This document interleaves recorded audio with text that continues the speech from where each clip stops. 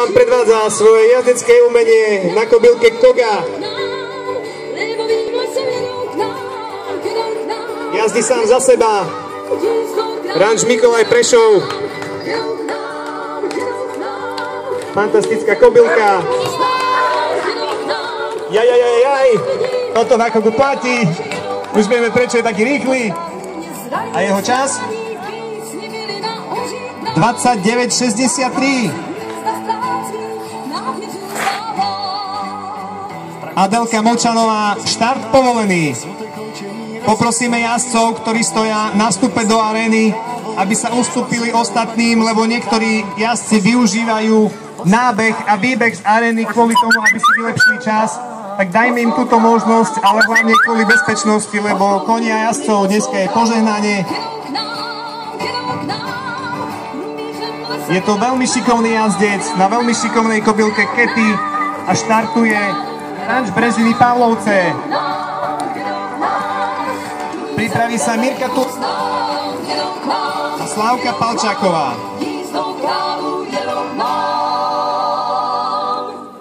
Čas 28,47 a 5 trestných sekúnd za zhodenie tyče. Ďakujeme Vladovi, že nám tú tyč upravil. Ešte daj kukuť jedným očkom, či sú všetky rovno.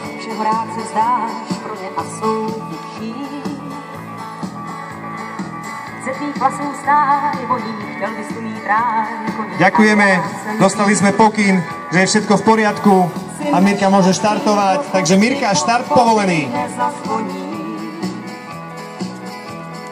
Mirka jazdí koníka menom Alkír, jazdí Žak Kánaš Ranč pod vedením Vlada Hanudela.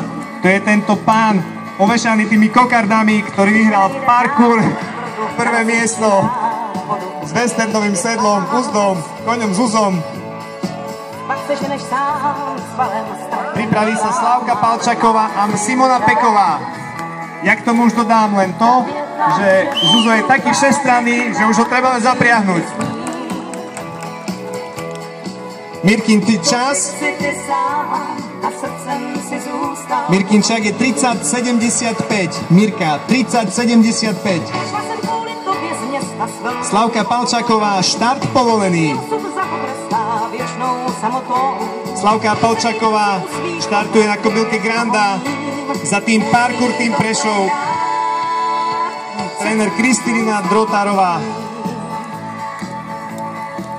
Pripraví sa Simona Peková a Katka Zubková.